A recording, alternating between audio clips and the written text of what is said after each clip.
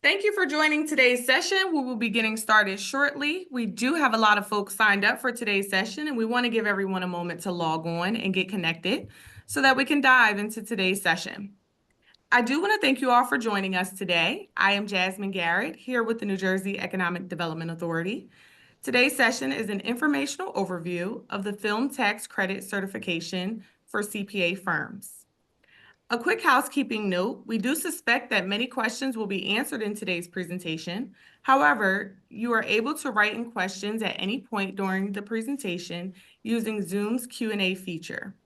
It is one of your Zoom command options and will allow us to make sure we are able to get back to you and let others see these questions and answers as well. Today's session is being recorded and will be posted on our NJEDA and YouTube pages. The slides and other resources will also be available in the next few days. Now, to get us started with the presentation, I will shift things over to NJEDA's Program Manager of Tax Credit Relationship Management, Tina Tolley. Tina? Well, hello, everyone. With any luck, this will be quite informative. So we'll get into it. As Jasmine indicated, if there's any questions, drop them in the chat. We will have staff monitoring. And with that said, getting into a little background on the program. This is a state incentive program for film, television, and digital media productions in New Jersey. Tax credits vary based on qualified production expenses. For that reason, the CPA is tasked with doing the audits to give us our data to work from, are encouraged to refer to the approval letter for the specific project, because sometimes the amounts were different depending on the application date and different geographic areas of the state where filming may have occurred. This program is designed to encourage job creation, spending, and economic growth in the state. There are some key requirements for minimum spending in film, a minimum of $1 million, or for the smaller productions, 60% has to be incurred in the state of New Jersey for goods and services with vendors authorized to do business in New Jersey, and we will be discussing the business registration certificates in a few minutes there. Qualified expenses, it's always a good idea to go back and double check what the current rules and the legislation are. We have seen nearly a dozen revisions in the underlying rules over the last 3.5 years or so, and we do expect more revisions as this program gets built out. Everything has to be filmed in New Jersey to qualify for the credit. Filming in adjacent states obviously is nothing that the state will be giving the production and incentive on.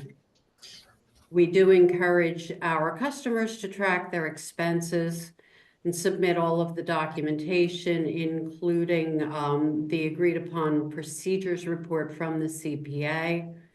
Final production documentation and financials need to be in by the deadline to complete the tax credit process.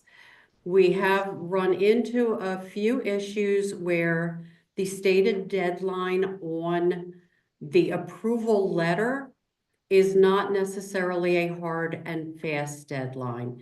EDA is able to accept submissions after the deadline. It is the responsibility of the customer to know what the last useful date of that tax credit is, as to when they would be including that in the amendment to the appropriate year's tax return. So we have had a few panic issues over the last few months, people not able to make it in under the deadline as stated in the approval letter. However, there is still useful life to the tax credit. We are able to accept and move on with that certification. Getting familiar with navigation, first thing that I do when we have someone unfamiliar with the program coming in to get an idea of what we're working with, I do encourage them to go to our website. And the reason for that is we have built out all of this information. Couple pieces of navigation here. When you get to the website, financing and incentives, come down to the variety of programs that we offer. Obviously, we're looking at film and digital media. We've got a lot of good information here. We've got the frequently asked questions. We've got the agreed upon procedures for the CPA verification. We have an older version of the agreed upon procedures.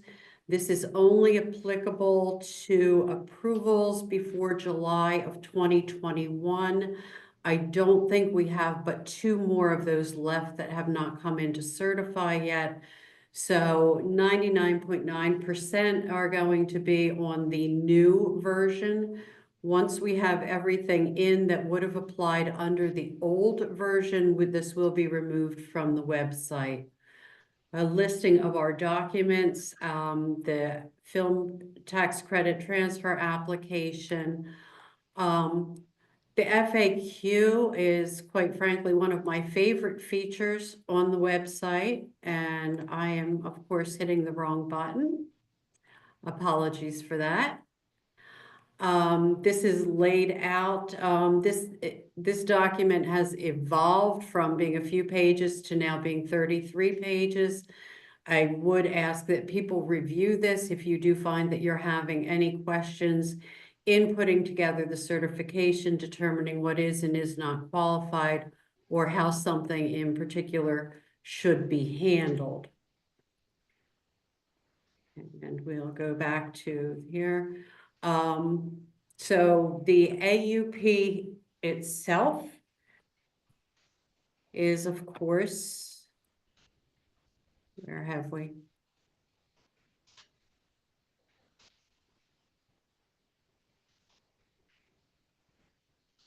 Okay, I had this open and all prepared, not expecting it to be a hidden tab. This outlines what the CPA should be following for procedures. Every now and then we are surprised with a submission from a firm that has not submitted to us in the past and is unaware of the level of detail that we are looking for and the specifics that we ask to be included in that report. We've got a layout of the payroll and the non-payroll expenditures, when we need our business registration certificates. One thing that the majority of the CPAs that have presented to us in the past have gotten done well, but is not familiar for CPAs coming in for a first submission, is the concept of sampling on the expenses, where you're not verifying all of the expenses, but you're finding a rate of misstatement or an error rate in your sampling, and then applying that against the unsampled portions of the expenses. We do ask when you do that, that you give us something laid out. We don't have a specific required format, but we do ask that we're able to be presented with those numbers in such a fashion that we can follow what you did test, what you didn't test, and that the amount of the rate of the misstatement was applied correctly. There are a lot of verifications that we ask the CPA to perform and compile together into the agreed upon procedure. Obviously, we've made this as detailed as we possibly could. The award rates and amounts have to do with the application date. So this is something you should be getting from our mutual client.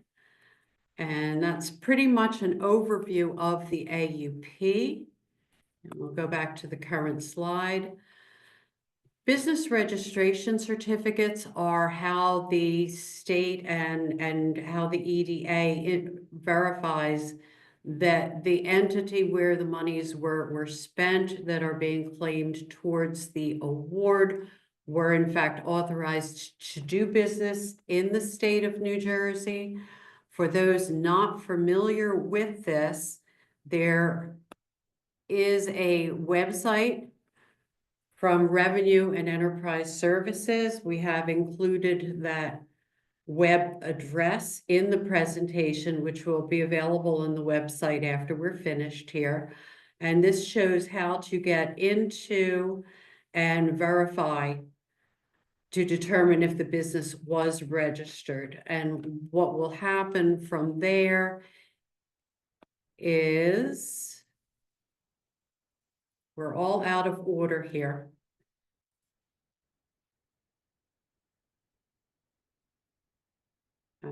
Because we did have an example of that in here somewhere. We will move around with that. So you have the website. One thing that has become a little concerning in some recent weeks is that some customers will just email us virtually anything in the submission package. That includes a significant amount of personally identifiable information. We do ask that you reach out to your EDA officer, to me, or to our film certifications email box for a secure link so that personally identifiable information is transmitted to us in a secure fashion. We ask that you not send password protected or encrypted files, and then that enables staff to be able to retrieve them easily from our secure system. In the hopes of keeping or improving our certification response time, we have identified some issues that slow down or stall the certification from our end. Some of these things the CPA can assist us with, others we need for the client to be on board with and to make sure that we have the appropriate information. And while we do task the CPA with verifying withholding, we do ask for supporting documentation so that we can actually view that. If there is a diversity bonus on the production, it is captured on a payroll report. A summary is greatly appreciated. As a reminder, we've encountered this twice in this month so far. Each employee on a production may only be counted as once. If you have a female employee who also checks an ethnicity box, she is still one person. We've had a few instances where we get two separate reports, one by race, one by gender. Adding them together simply double counts females that also have an ethnicity component. Tax clearance certificates must be in the name of our applicant, and the tax ID number must match to the application. We've run into a few issues with that where a subsidiary was given, we were given the tax clearance certificate for a subsidiary. Business registration certificates should be included with the submission. One ask that staff has made of me, and I'm not really sure if the CPAs are able to do this or not, is in the event that there are 75, 80, 90, 200 or more firms listed on the New Jersey vendor report with the tax ID numbers. If the CPA could identify which of those rose to the level of reporting via a BRC to the EDA, that would be greatly appreciated. There's nothing more concerning to my officers than to have a list of 200 vendors and to receive 2 business registration certificates. At that point, the officer then reaches out to the CPA for clarification. The CPA has to go back and revisit and come up with whatever the rationale behind that was. That I think is a little extraneous work. If we can get around that, any information we can get up front that gets us beyond those questions would be greatly appreciated. This is an example of a business registration certificate for the New Jersey Sports and Exposition Authority up in the Meadowlands. And you will note that it has the taxpayer name and address on it. This is one that we pulled off of the system back in August of 22. I pulled it out of an old file. This is what we are looking for when we're asking for the business registration certificate. Tax clearance certificates have become a little bit of an obstacle. Typically, we receive a tax clearance certificate at the time of application. As noted on the certificate itself, the certificate is only valid for 180 days, roughly 6 months. In all likelihood, by the time we're preparing to do the certification and have received the package of all of the data, whatever we may have had on file is likely expired. We've had several instances where between receiving the certification and receiving the instruction for issuance for us to submit a recommendation to taxation, a new tax clearance certificate has been necessary given the roughly 6-month expiration period on these. For the vendor list, it should be fully completed, not just those that rose to the level of reporting via BRC, and we do need the tax ID numbers for all of the vendors that are being qualified there. For qualified loan outs, we appreciate having them identified and showing that the appropriate withholding has been applied. I know a lot of times we get payroll certifications that obviously came from Excel, but have been PDF'd so that we're not able to sort and filter and find these individuals in various categories for withholding easily. So if they could be identified and illustrate the withholding that was applied, that will help the officers in maintaining or improving our response time for the certification. Same with the 1099 employees. W-2 withholding should also be provided.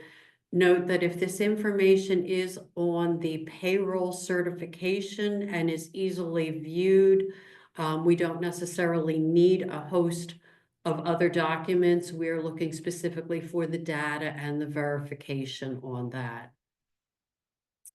As is typical in any of our tax credit programs, there is a listing of disallowed expenses. Essentially, the cost of obtaining this credit cannot be considered in adding to the amount of the credit.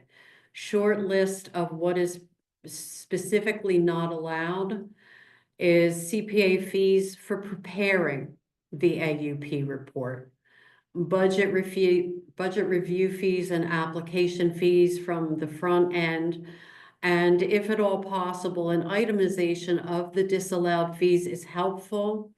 We found in several recent instances, the officer needs to go back to the CPA saying, I saw this on the vendor list. I want to be sure this was not included in the qualified spend as we are calculating the award. And again, it's just a matter of clarity and us being able to follow what the actual qualification and the process was in the CPA pulling these numbers together.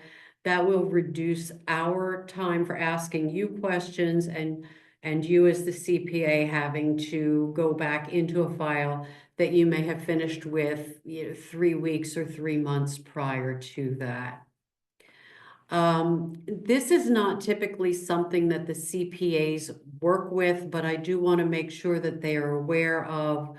We do have the ability for the client to sell or transfer their tax credit. It's not a difficult process, but we do find that there are a lot of stumbling blocks here. We require a purchase agreement, which is a document drafted between the buyer and the seller. A transfer application, which I will show you momentarily, that lists out the details of the transaction. We do need valid tax clearance for both the buyer and the seller.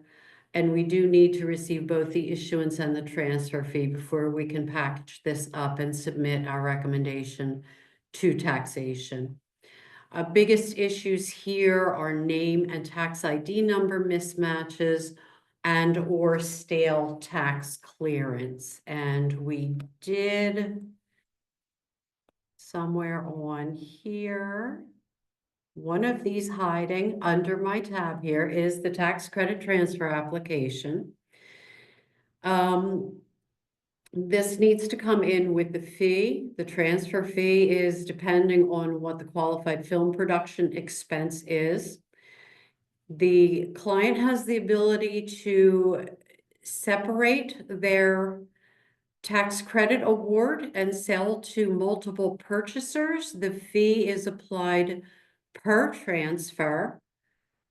And some of the things that we find that people aren't quite getting done properly, just in the event that any of our CPAs are assisting the clients with this, is identifying the film tax credit vintage year, which appears on the approval letter, indicating whether this was approved as a CBT or a GIT tax credit, selling price of the film, of the tax credit, and any expenses that were associated there.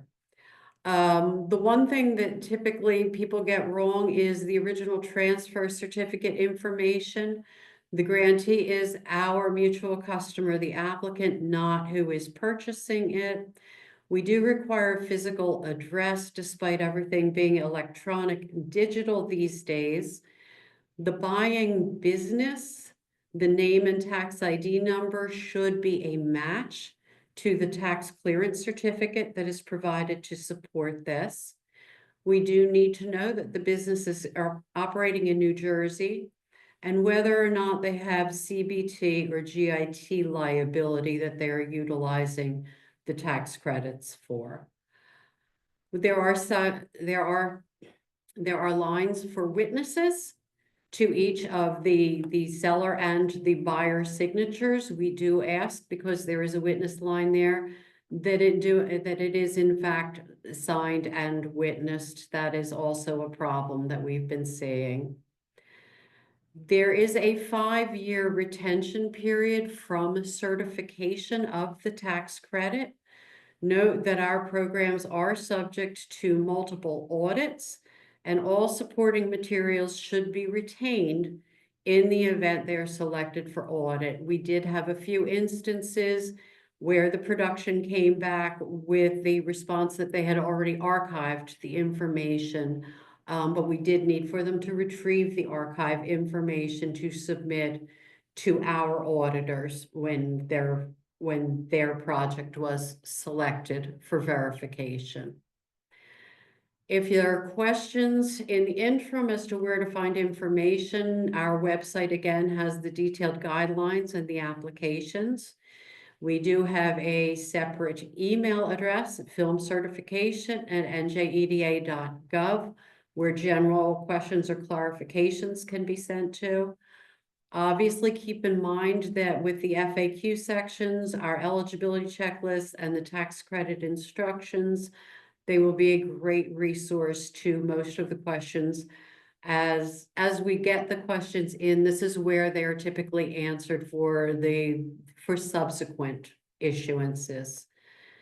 We have created a QR code for a post-attendance survey.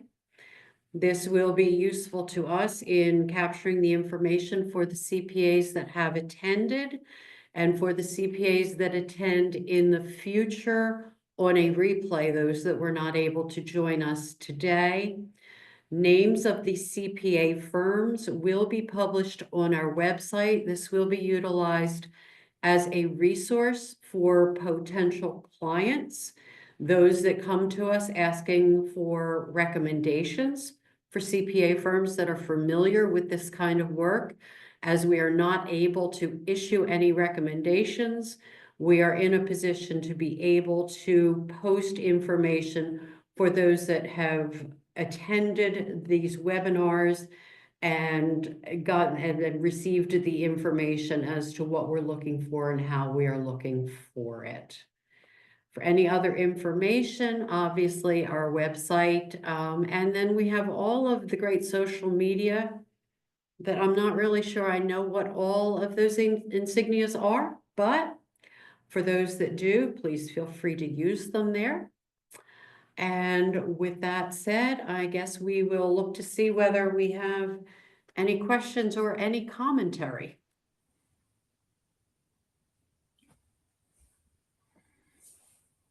Yes, great job, Tina.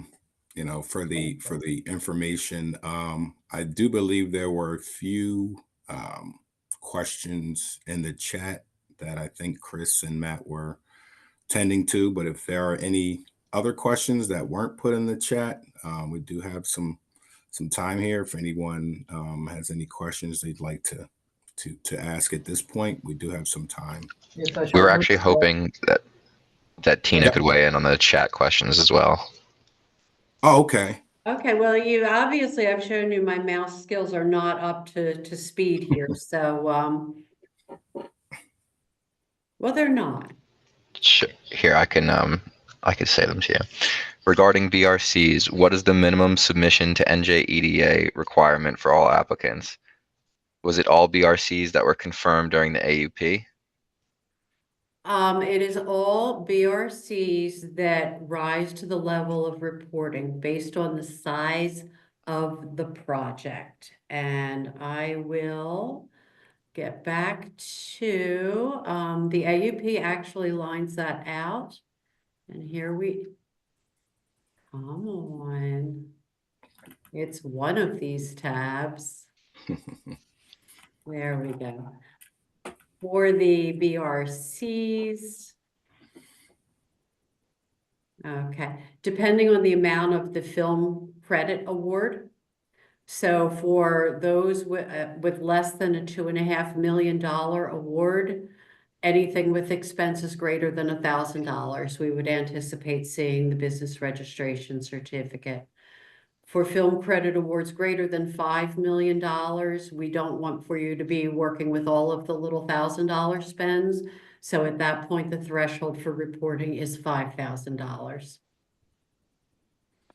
And those are individual expenses, right? So They are individual expenses, not aggregate.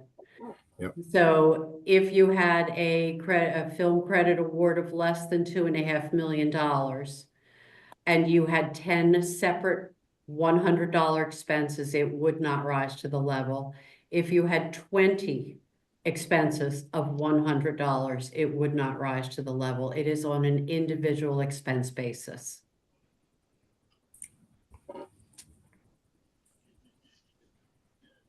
Thank you, Tina. The second question that was in there that we could use your input on was, please provide examples of what the NJEDA deems proof of withholding for loan outs.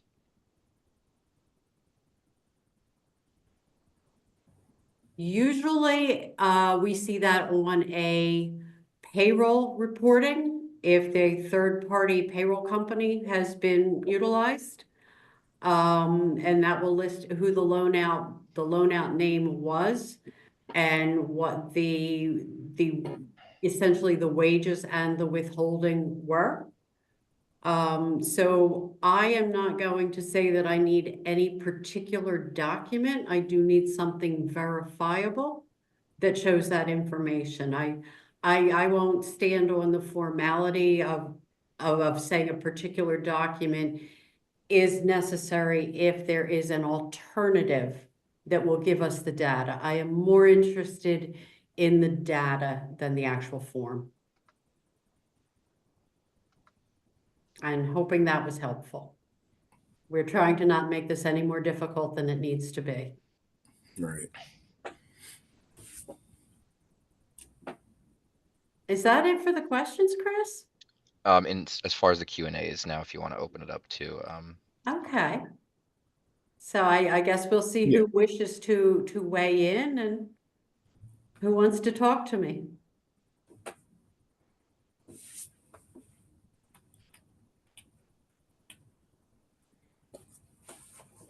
Now, I'm sorry, I haven't used Zoom in a good long time. I'm presuming there's the ability to raise a hand if someone wishes to speak. Yep. Okay. There is a feature there, so if anyone has any questions they'd like to ask at this time, please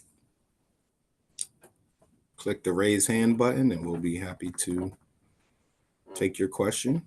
Well, while we're waiting for people to formulate or come up with something that maybe we didn't think to cover, the intention is to hold a webinar of this nature twice a year. We are already looking into the second one, which is going to be outside of this tax crunch season, as some of my accounting friends have told me this was kind of tough timing for CPA firms.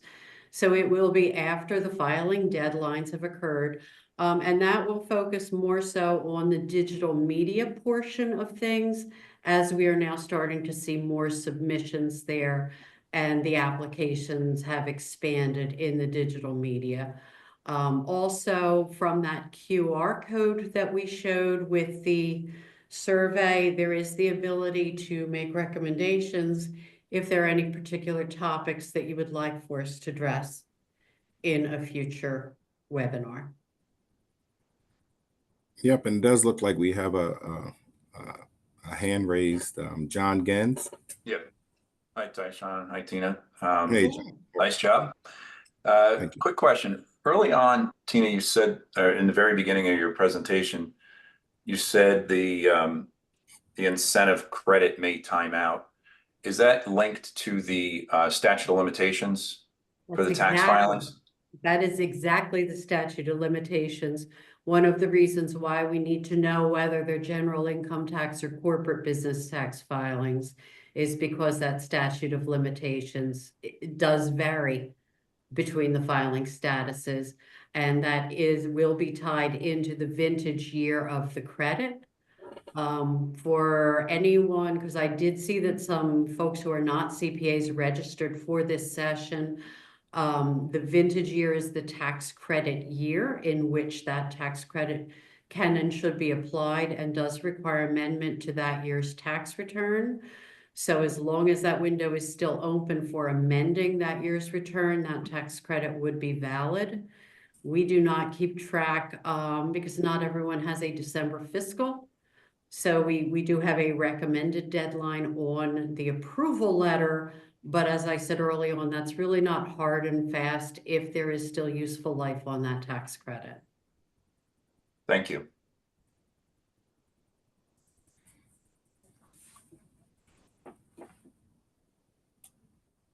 Do we have a shy group or did I cover everything? We have one more hand raised.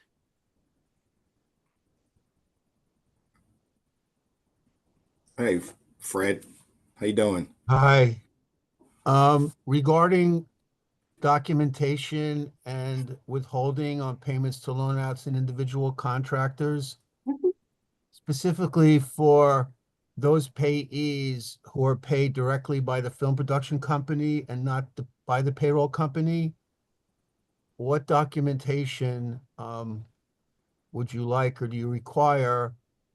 And also, if the CPA tests for withholding, which they do, and describes the testing and the findings in the CPA report, is it still necessary for additional documentation to be submitted showing that the withholding was made on? Well, we'll hit that second part first. The additional documentation is what we're using to support and verify the information contained in the AUP. So while we appreciate that you've done the work and you have outlined it, I do need to see what that source document was in order to corroborate your findings in the AUP. As to the withholding, there should be some form of documentation that is reported to the state showing what the withholdings were for regardless of whether There's only one document that shows that. So it's not part of the periodic remittances, nor is it part of the quarterly reporting. It would have to be this annual Excel schedule that the state requires. So that's fine as long as we know. And not everybody prepares that that schedule, so. Okay, and We require the client to give us literally a breakdown of who's included on the quarterly payroll tax return remittances, and then we simply agree what their records show to the amounts that were paid in and that show up typically on the 1099s. So it's really, I'm just looking for the most efficient way to handle the whole thing so we don't have to, do more work and. I will agree with you that we are looking for efficiency. So I am really open to accepting anything that illustrates that withholding was made. But beyond us saying that we tested it all and basically, saying that in our report. Right, and I have seen some instances on a spreadsheet where the withholding was less than the requisite 6.37% on loan outs.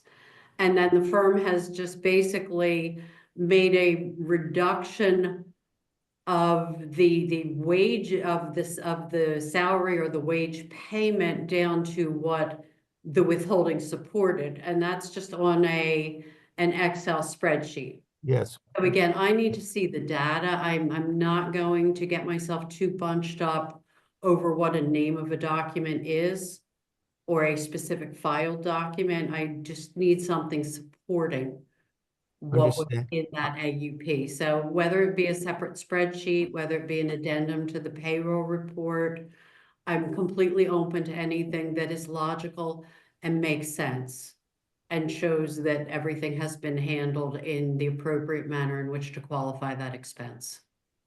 Has there been any consideration to expanding the payroll certification report to show, for example, to include a column that shows withholding? We have discussed it and I'm finding that in the majority of the productions, what they are submitting in lieu of that is a third-party payroll report that does have far expanded into double letter columns. And like I said, I'm not going to get myself all bunched up over a formality. I do want the substance over the style. As long as I have the data that I am looking for and my officers are able to verify, follow, and move on with the certification, I'm certainly agreeable. Okay, thank you.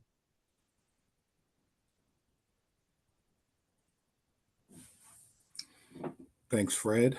Are there any more questions?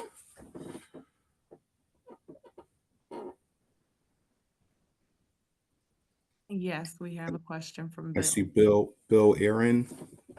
Go ahead, Bill. Hi, thank you. Tina, there's some language in the chat talking about recapture, and I think you made reference to recapture after a filing. Can you explain the recapture provisions, if any? In other words, once an AUP is submitted by an independent CPA firm, your group will review the AUP report and whatever records you go through. And once the number is signed off on by your group, what happens at that point? I mean, it gets sold. Let's say it gets sold and the original applicant files a return. There's a general 3-year statute of limitation in most states. If there is an adjustment, is there any opportunity for the Department of Revenue to review the findings that you had signed off on during any open years? Absolutely. Absolutely. If during the course of an audit after the fact, if it was found that the award was calculated incorrectly or that things were, I need to be careful with my language here.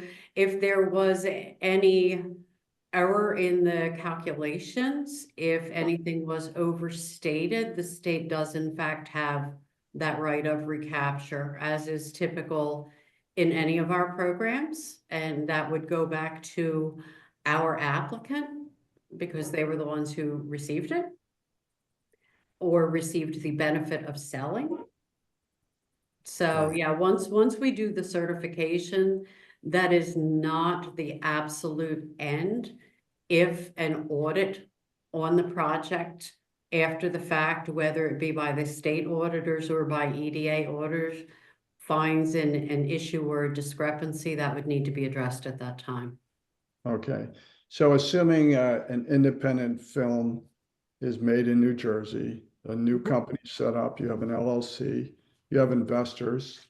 Let's just say that a $2 million credit was earned. Everything was done the right way. It went through the independent review, an AUP is issued, you review it, it gets transferred to another legal entity. And that LLC, after whatever it does with the movie, either it gets sold, distributed, or nothing happens and the company files for the next year or two, but the company liquidates within 3 years. What happens if there was ever if there is an adjustment made by the DOR at the entity level for the legal entity that was set up to produce the film? I mean, is there any liability to the transferee if they have purchased the credit in good faith and, this independent audit review process was completed? In all And honesty, Gil, I've not encountered any Yes, such thing, but I would imagine that at that point, we would get our special asset management or the AG's office involved, because that sounds like far more of a legal issue than a certification issue. And right, that was, understand. I as much as understand. I don't like the phrase, I'm going to say that's above my pay grade.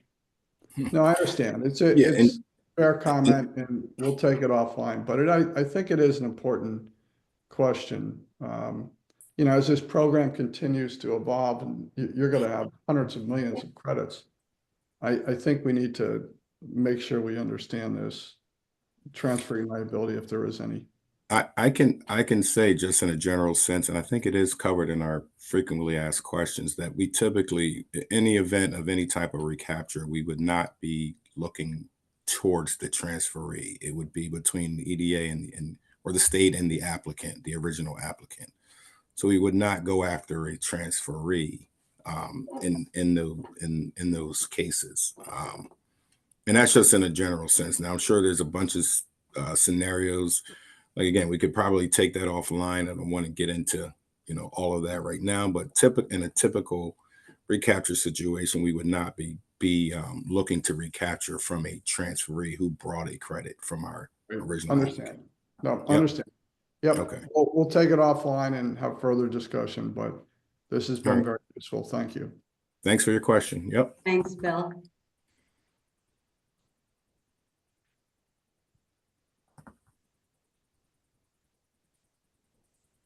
Tyshawn, I was going to ask the same question on the recapture, if there was a clawback provision to the buyer of the credit. So you covered that. Thank you. Oh, sure thing. And great question, Bill. I see Michael has his hand up. Hey, Tyshawn. Hey, Tina. Hey, everybody else at EDA. Hey, Michael. I won't put you on the spot too much, but maybe just something you can consider in the future on your final certification checklist. Mhm. There's a couple things on there that say the CPA is responsible for it. And I feel like it might be a little misleading to, the film productions who are less savvy in the process.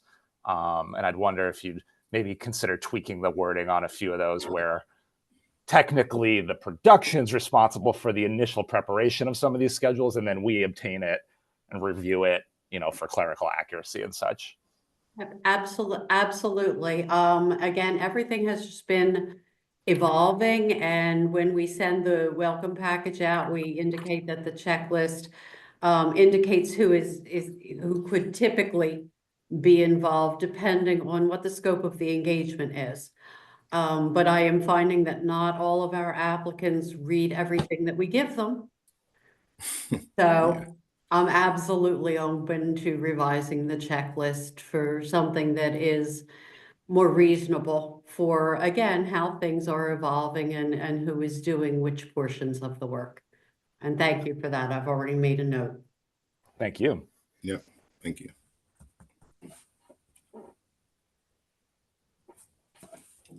Tina, there was a question about verifying the diversity bonus. Remind me, is your team the one that verifies the diversity information, or is that the CPA's job? No, we do. The CPAs don't like to get involved with that, and I fully understand why.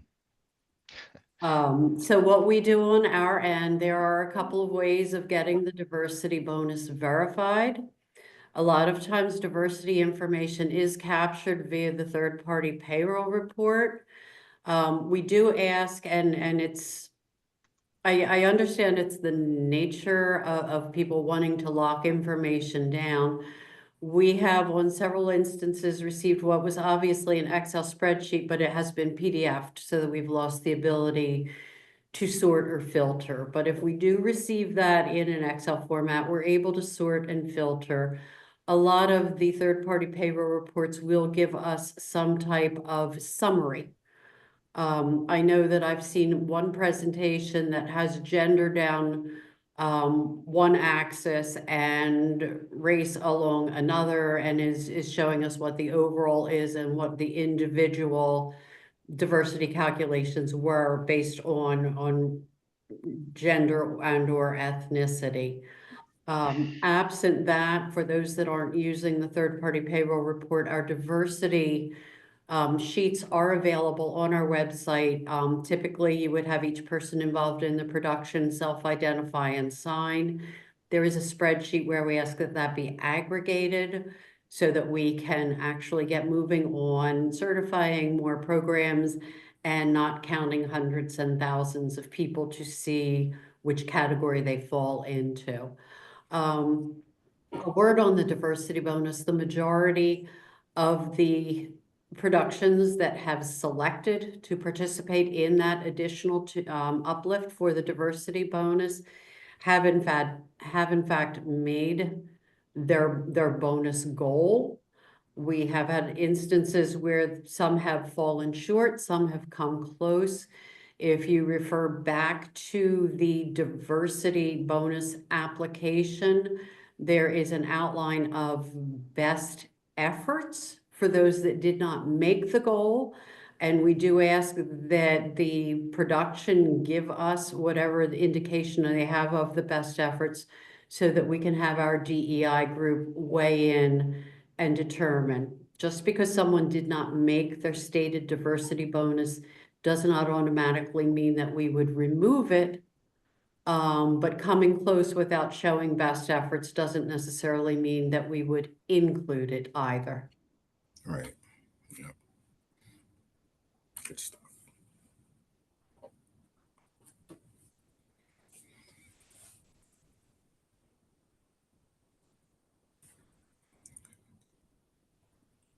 Okay, Tina, looks like you've done a thorough job. I don't see any more hands up.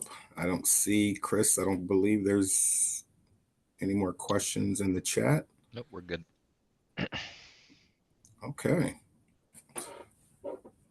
Wow, well, thank you. Thank you all for attending. I don't know if Jasmine gets to come in and say final goodbyes to us or Nope, you can go ahead and close it out, Tina.